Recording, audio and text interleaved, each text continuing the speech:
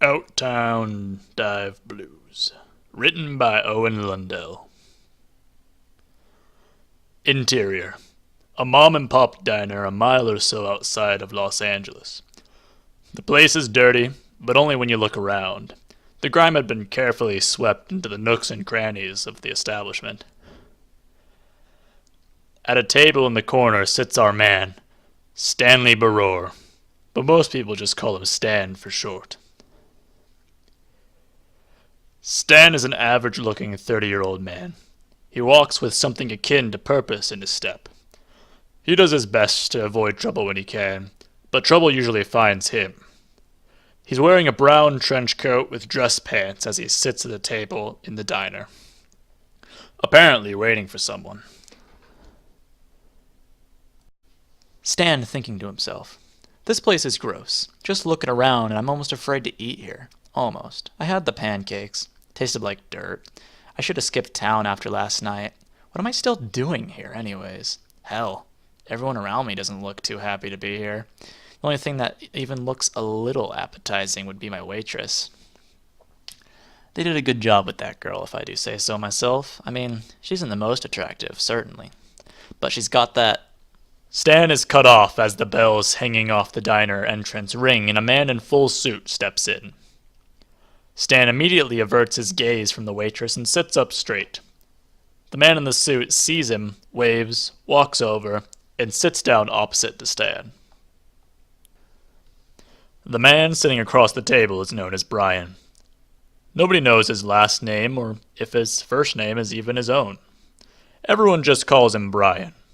The man was confident, outgoing, and power-hungry. Brian was the kind of man who would spend half of his fortune just to take over some small, shitty business that taunted him somehow. He was the kind of guy who, if he saw your dog pee on his lawn, would buy your dog from you and snap its neck right then and there, just to prove a point. Stan to himself, of course, Brian hadn't gotten rich by being cutthroat with his business practices. In fact, it was quite the opposite. Brian had always treated the customers if they had him by the balls, but in the end, he always had them by the balls.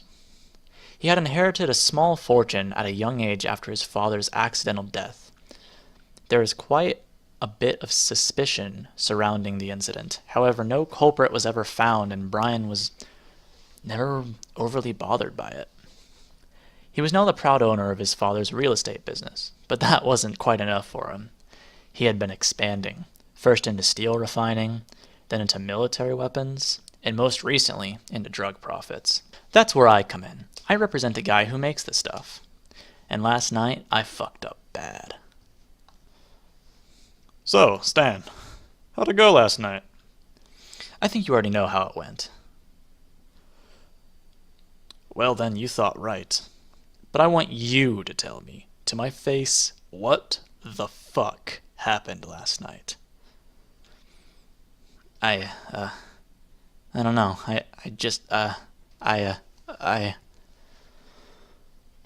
Stan. It's all right, buddy. Just tell me what went wrong so that we can get over this whole thing, okay?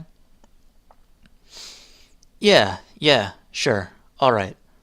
Okay, so I was there, right? I was at the warehouse and I was waiting for your guy, right? But then the cops show up. Now, I'm not any bitch, right?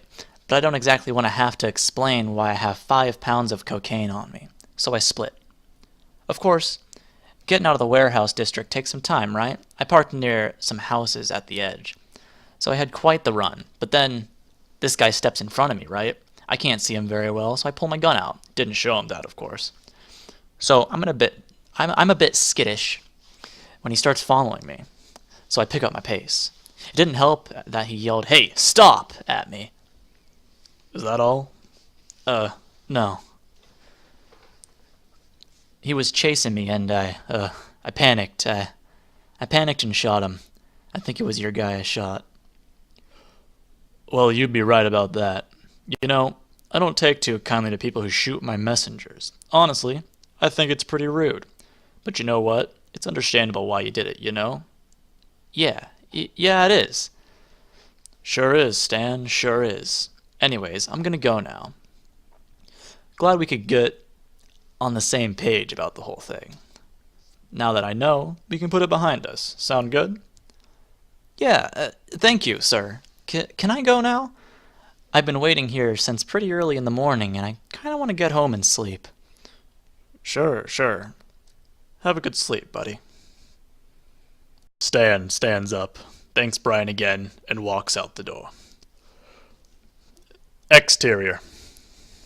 Los Angeles city outskirts. There are a few people around, mostly heading into the city, but some going away. Stan begins the 15-minute walk to his home in the city. At first, he's incredibly relieved. After all the stories he had heard about Brian, he expected more of a reaction. He thought that, at the very least, he'd have to pay for the life of Brian's guy with his own. But he was glad he didn't have to. As he continued walking, however, a thought tickled at the back of his brain. What if Brian hadn't forgiven him, but just told him that he had?